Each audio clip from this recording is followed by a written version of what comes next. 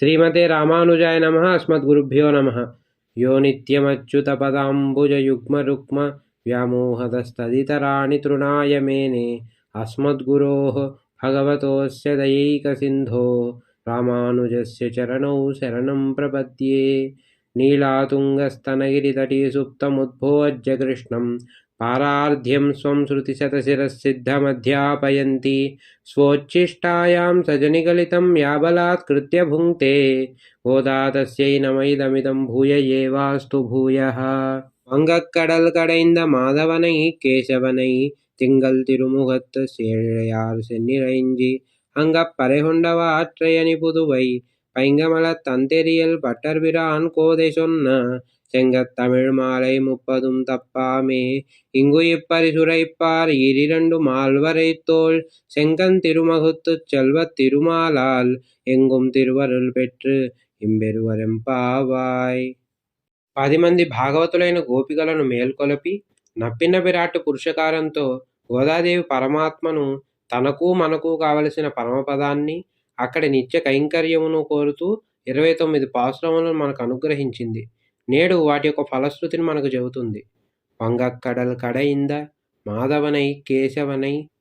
ఎన్నో ఓడలు కలిగిన సముద్రమట. ఆ సముద్రమును చిలికిన స్వామి.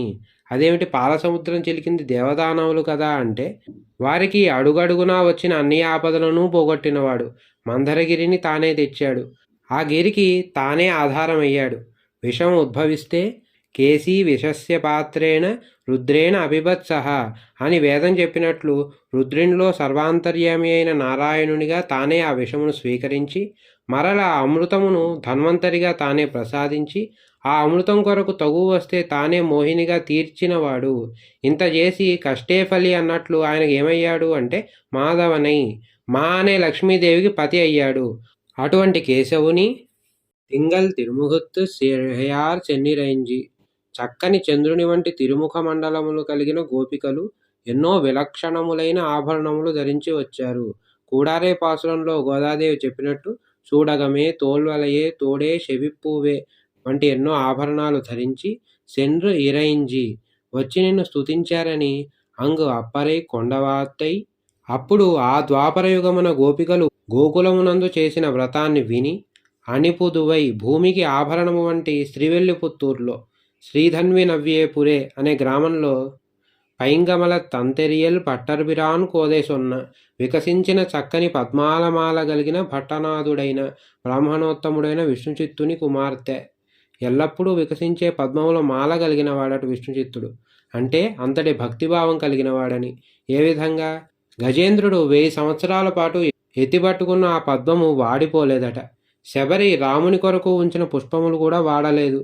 అది భాగవతుల భక్తి యొక్క మహాత్మ్యం.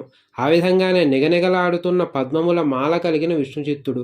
అందుకే కృష్ణదేవరాయలు ఆముక్తమాల్యదలో ద్వయసద్మ పద్మవదనుడు అంటారు.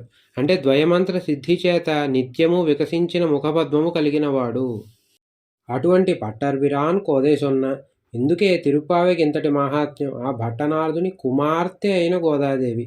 నమ్మాళ్వార్లు పూర్తిగా స్త్రీగా నాయికాభావంతో వారి ప్రబంధాన్ని అనుగ్రహించిన చివర్లో కురుగూరు సటగోపం సొన్న అన్నారు. అంటే అక్కడ మాత్రం వారు పురుషుడని చెప్పుకున్నారు. కానీ గోదాదేవికి అటువంటి స్థితి లేదు. అందుకే పట్టర్బిరాన్ కోదై సొన్న, విష్ణుచిత్తుని కుమార్తె అయిన గోదాదేవి అనే చెప్పుకుంటుంది.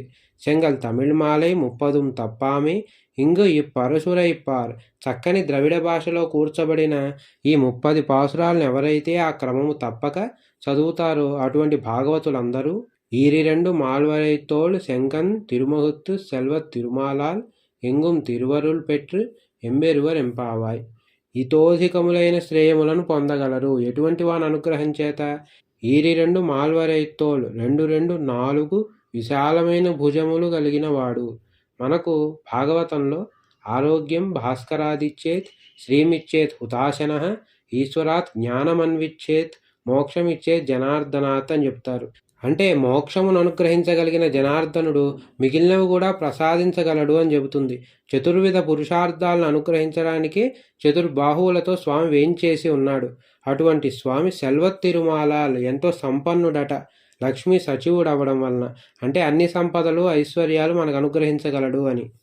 ఈ విధంగా ఎంతో గొప్పదైన ప్రబంధాన్ని మనకు అనుగ్రహించింది గోదాదేవి. ఈ తిరుప్పావైని చదవడం వల్ల మనకి ఏ విధంగా శ్రేయస్సు కలుగుతుంది అంటే, పరాశర భట్టర్ వారు ఒక విషయాన్ని తెలియజేస్తారు. గోవుకు తాను కన్న దూడ మరణిస్తే ఒక చెడపెయ్యను అంటే ఒక దూడ ఆకారంలో ఉన్న బొమ్మ అన్నమాట. దాన్ని ఆ దూడ చర్మంతోనే చేస్తారు. అందుకే చేపడానికి చెడపెయ్య చాలు అంటారు. ఆ పాలు తీయడానికి ఆ బొమ్మ దూడ ఉంటే చాలు. ఆ దూడను గోవు దగ్గర పెడితే తాను పూర్వం ఏ విధంగా దూడకు పాలిచ్చేదో ఆ విధంగానే ఇప్పుడు పాలనిస్తుంది. అలాగే గోదాదేవి మనకిచ్చిన ఈ తిరుప్పావై అనే చర్మాన్ని అంటే ఏ జీవుడైతే ఈ తిరుప్పావైని అనుసంధానం చేస్తాడో అతనికి గోవు వంటి పరమాత్మ అదే ఫలితాన్ని ఇస్తాడు. అనగా మనం ద్వాపరంలో ఉన్న గోపికలం కాదు, లేక గోదాదేవితో పాటు ఈ వ్రతాన్ని చేయలేదు. కానీ పరమాత్మ మనకు ఈ తిరుప్పావైని అనుసంధానం చేయడం వల్ల ఆ ద్వాపరంలోని గోపికలు గోదాదేవి పొందిన ముక్తిని మనకు అనుగ్రహించగలడు స్వామి. రంగనాథుని చేరుకోవాలని చేసిన ఈ వ్రత ఫలంగా ఆ స్వామియే విష్ణుచిత్తునికి లేఖ పంపాడు. ఏమని? గోదాదేవిని వివాహం ఆడతానని. అప్పుడు అక్కడికి శ్రీరంగవాసులు, శ్రీవిల్లిపుత్తూరు వాసులు ఒక చోటికి వచ్చారని, వారికి చక్కని ఎదుర్కోల జరిగిందని చెబుతారు. ఎదుర్కోల అంటే వధూవరులలో ఒకరు గొప్ప అంటే కాదు మరొకరు అని వారి మాహాత్మ్యాన్ని జనులకు తెలియజేయడం. ఆ క్రమంలో ఒక చక్కని విషయాన్ని చెబుతారు మన పూర్వాచార్యులు.